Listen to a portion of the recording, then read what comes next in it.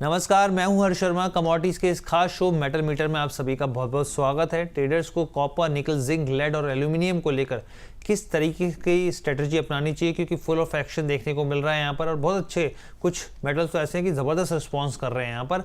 तो आप ये देखिए, आपके सामने कॉपर है, अभी तो फिलहाल के लिए दबाव देखने को मिल रहा है। निकल में एक अच्छी तेज़ी बनती हुई दिखी है, लेकिन अब हल्की से यहाँ पर देखिए मुनाफा वसूली हावी होती हुई दिख रही है यहाँ पे। इसके अलावा जिंक की बात करें, 1% की गिरावट है। लेड पॉजिटिव टेरिटरी में जो है ट्रेड करता हुआ दिख रहा है, लेकिन एल्यूमिनियम में 1/4 का दबाव है। अब इन सब चीज़ों के ऊपर समझते हैं बारीकी से, और इसमें हमारी मदद करेंगे इंटेलिसिस वेंचर के फाउंडर सीईओ अमित सुरेश जैन साहब। सर बहुत बहुत स्वागत है, thank you so much for giving your time. Most welcome sir, आदेश करिए। अरे सर, आदेश नहीं, हम तो गुजारिश कर सकते हैं आपसे। और चर्चा की चलिए विस्तार करते हैं। सबसे पहले कुछ आंकड़े लेकर आते हैं आपके सामने, और ये है ग्लोबल एल्यूमिनियम के लेकर आंकड़े जो हैं। यहाँ पर उत्पादन बढ़ता हुआ दिखा है यहाँ पर। ये उत्पादन किस तरीके से बढ़ा उसको समझ लेते हैं। यहाँ पे देखिए, इंटरनेशनल एल्यूमिनियम इंस्टीट्यूट के जरिए जो है कुछ आंकड़े जारी किए गए मार्च में। मंथली आधार पर अगर आप देखें तो ग्लोबल एल्यूमिनियम का जो प्रोडक्शन है वो 7% की बढ़ोतरी दिखा रहा है यहाँ पे। ग्लोबल एल्यूमिनियम उत्पादन जो है बढ़कर 12.65 मिलियन टन तक जो है वो पहुंचता हुआ दिख रहा है यहाँ पर। तो ये जो चीज़ है यहाँ पर जो है बढ़ोतरी देखने को मिली है। हालांकि जो सालाना आधार पर देखें, वाई बेसिस पर देखें तो 1% की गिरावट दिखती है। मार्च 2025 में एल्यूमिनियम का जो प्रोडक्शन था वो 12.78 मिलियन टन था, तो इस लिहाज से 1% की गिरावट दिखेगी आपको। मार्च में रोज़ाना औसत ग्लोबल उत्पादन जो हो रहा है वो आप देखिए करीब करीब यहाँ पे जो है 4 लाख के आसपास जो है उसके पार जो है टन के दर जो है वो निकलता हुआ दिखा है यहाँ पर। इसके अलावा अगर आप देखें फरवरी में एल्यूमिनियम तो 4,22,300 टन यहाँ पर आता है, यानी कि जो है आप अगर परसेंटेज के हिसाब से देखें तो आपको पता चल जाएगा क्या स्थितियाँ बनती हुई दिख रही हैं। अब अमित सर, मैं आपके पास आना चाहूँगा यहाँ पे, क्योंकि ये जो उत्पादन एल्यूमिनियम का जो बढ़ता हुआ दिख रहा है, ये इंडिकेशन के सप्लाई के साइड से है यहाँ पर, किस हिसाब से इसको देखा जाए, इसको समझा जाए यहाँ पर? देखिए हर्ष जी, ये तो ऑब्वियसली अगर प्रोडक्शन बढ़ रहा है तो सप्लाई बढ़ेगी। सप्लाई डिमांड को पूरी करने के लिए सप्लाई बढ़ रही है, ना कि सप्लाई बढ़ चुकी है। डिमांड ऑलरेडी बढ़ी हुई है, उसको पूरा करने के लिए उस प्रोडक्शन को बढ़ाया गया है। ओवरऑल बेस मेटल्स में अभी मंदी नहीं करनी है, बाय ऑन डिप की रणनीति रखनी है। एल्यूमिनियम को तीसरी बार अपने ही शो में मैं कह रहा हूं कि मुझे ऐसा लगता है 400 के पार ये साल टेस्ट हो जाना चाहिए। मोटा माटी 360 363 के आसपास एक बेहतरीन डिमांड जोन है। कभी डिप मिले तो उसको इनकैश करना है। वैसे ही कॉपर में भी हर जी 1240 रुपए का मंदा नहीं लगता है। 1270 रुपए तक का करेक्शन बेस्ट पॉसिबल आ सकता है। हो सकता है यही साल हम वापस से 1340 और 1400 रुपए के रेट भी कॉपर में देखें। तो ये तो मोटा माटी व्यू हो गया। मेरी तरफ से कुछ कॉल्स भी हैं जो शॉर्ट टर्म के लिए होंगे। जैसे कॉपर में अभी 1292 रुपए 60 पैसे का भाव चल रहा है 12:33 पे। इसको बाय किया जा सकता है हर जी 1181.50 1182.50 के आसपास मिले तो 1179.95 का एक छोटा सा स्टॉप लॉस है। कोशिश मेरी यही रहती है कि जाओ माल का एरिया कम हो, लाओ माल ज्यादा हो। कल भी मैंने एक कॉल देखी गया था जहां पर 30-40 रुपए का गोल्ड में स्टॉप लॉस था और वहां से 400 रुपए का ऊपर का टारगेट था, कल वो अचीव हुआ है। उसी तरह से यहां पर भी ₹1.5 का स्टॉप लॉस है। ऊपर के साइड में यहां से बाउंस बैक आता है तो 1188, 1192 और 1195 रुपए तक देख सकते हैं। चूंकि ये सेल ऑफ ट्रिगर होके रखा है, बाजार टेक्निकली एक प्रॉफिट बुकिंग डे में है। अगर बाउंस मिलता है तो 1303 1304 के आसपास बेचा जा सकता है। 1307 रुपए 60 पैसे के स्टॉप लॉस से 1299 1295 रुपए का टारगेट होगा। 1240 का मंदा लगता नहीं, ये साल 1330 1340 और 1400 रुपए तक टेस्ट हो सकता है। ठीक है, तो यहाँ पे कॉपर के ऊपर यहाँ पे सर की तरफ से सलाह आ गई यहाँ पे। लेकिन सर, मैं वही एल्यूमिनियम के ऊपर थोड़ा सा और एलैबोरेट करके चाह रहा था कि आप थोड़ा सा विस्तार से बताएं, क्योंकि चाइना में तो इन्वेंट्री प्रेशर जो है वो बढ़ता हुआ दिख रहा है सर। यहाँ पे वो एक चीज़ जो है वो साफ तौर पे दिखा रहा है कि दबाव जो है यहाँ पे जो प्राइस स्प्रेड्स हैं वो इस तरह के देखने को मिल रहे हैं। लेकिन अभी जो है आपको लग रहा है कि यहाँ पर एल्यूमिनियम जो है आने वाले दिनों में थोड़ा और स्ट्रेंथ दिखाएगा यहाँ पर?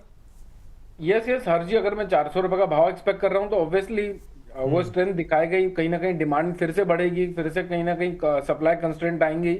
और बाजार जी हर जी बाजार को ना दो तरीके से पार्टिसिपेट कर सकते हैं अपन। हर अलग अलग तरीके से बाजार को पार्टिसिपेट नहीं कर सकते।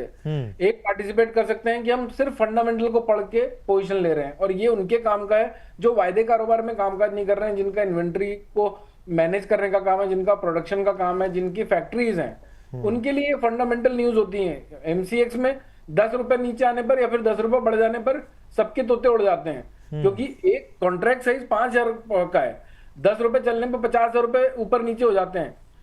तो मैं स्टोरी लाइन को थोड़ा सा बाईपास ही रखता हूं, और बाईपास ही रखना चाहता हूं, क्योंकि ये स्टोरी लाइन जैसी सामने से पोजीशन आप जैसे मान लीजिए एक तरफा तेजी करवाना चाहते हैं, तो अभी हमने सिल्वर में देखा अंड संड भाव पर भी लोग बाय कह रहे थे, 350 में भी बाय कह रहे थे, 4 लाख में भी बाय कह रहे थे, 7 लाख का टारगेट दे रहे थे, 10 लाख की बातें होने लगी थी, अब वो सब गायब हो चुके हैं।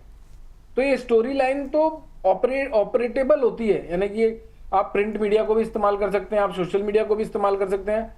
तो स्टोरी लाइन और फंडामेंटल्स में मैं उतना तवज्जो नहीं देता है ना, मेरी फंडामेंटल के बेस पे रिसर्च नहीं होती, मेरी रिसर्च के को बेस और सपोर्ट देने के लिए मैं फंडामेंटली उसको यूज करता हूँ, कंज्यूम करता हूँ। बिल्कुल सर, बहुत इंपॉर्टेंट बात बोली आपने और दर्शकों को इस चीज़ों को समझना चाहिए। तो देखिए एल्यूमिनियम पे विस्तार से बात हो गई, कॉपर के ऊपर सर ने अपना नज़रिया रख दिया, अब निकल और जिंक की बात करते हैं। सर जिंक में आज काफ़ी कुटाई चल रही है, 1% के आसपास ये टूट गया है। निकल पिछले 2 दिन से हम लोग देख रहे थे एक अच्छी मोमेंटम में था यहाँ पे, लेकिन आज कंसोलिडेशन देखने को मिल रहा है। आप कैसे भाव को रीड कर रहे हैं? देखिए हर चीज निकल को तो मैं बहुत क्लोजली मॉनिटर नहीं करता, लेकिन जिंक को उससे 10 गुना ज्यादा मॉनिटर करता हूँ क्लोजली।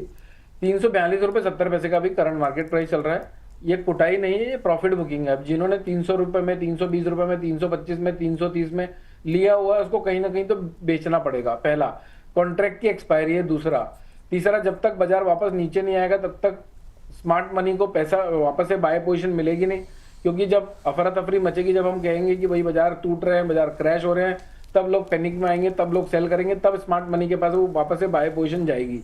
तो इसको सिर्फ प्रॉफिट बुकिंग समझना है। 342 रुपये 50 पैसे का भाव चल रहा है। 300 मेरी तरफ से 337 338 के आसपास मिलता है तो बाइंग अपॉर्चुनिटी देता है वो। 335 रुपये 45 पैसे का स्टॉप लॉस होगा। 340, 343, 346 रुपए के टारगेट होंगे। फ्रेश अपसाइड ब्रेकआउट 350 रुपए के ऊपर वापस 360, 370 रुपए के लिए। ठीक है यहाँ पे।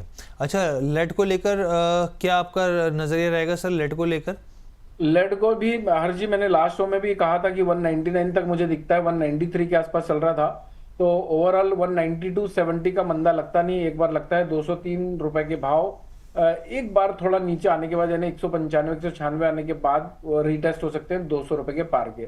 तो 192.70 के नीचे के स्टॉप लॉस से 195 के आसपास अगर मिलता है तो वहां पर एक्यूमुलेट कर सकते हैं 200 प्लस के टारगेट के लिए। ठीक है सर, तो यहाँ पर जो है आप हमने पूरे बेस मेटल्स पे बात कर ली। कॉपर जिंक के ऊपर सर ने अपनी जो है नज़रिया रख दिया, यहाँ पे बता दिए कौन से लेवल्स रहेंगे जहाँ पर आपको ध्यान रखना है। तो अमित सर बहुत बहुत धन्यवाद, थैंक यू सो मच, आपने अपना कीमती समय दिया। डिस्क्लेमर भी प्लीज़ शेयर कर दीजिए। हर जी कहीं पर भी मेरी पर्सनल पोजीशन नहीं है। Same views, same mindset, same psychology हमने अपने क्लाइंटों के साथ शेयर करी हुई हो सकती है। आप जो भी पोजीशन बनाते हैं, मेक श्योर आप अपने फाइनेंशियल एडवाइजर से संपर्क करने के बाद ही कोई निष्कर्ष पे आते हैं। पास्ट परफॉर्मेंस फ्यूचर परफॉर्मेंस की गारंटी नहीं देता है। ठीक है, तो सर के हर एक लाइन में शानदार पंच होता है, इस चीज़ को और ख़ास तौर पे मैसेज कन्वे किया जाता है। बहुत बहुत धन्यवाद सर। तो ये ओवरऑल शो था। उम्मीद करते हैं मेटल मीटर का आपको पसंद आया होगा। मेटल में जिस तरीके से मोमेंटम देखने को मिल रहा है, ऐसे में क्या एक अपॉर्चुनिटी है या फिर फिलहाल के लिए दूरी बना के रखनी चाहिए, इसके ऊपर हमने आपको क्लैरिटी दे दी। उम्मीद करते हैं शो पसंद आया होगा। फिलहाल के लिए इजाज़त दीजिए, बहुत बहुत धन्यवाद।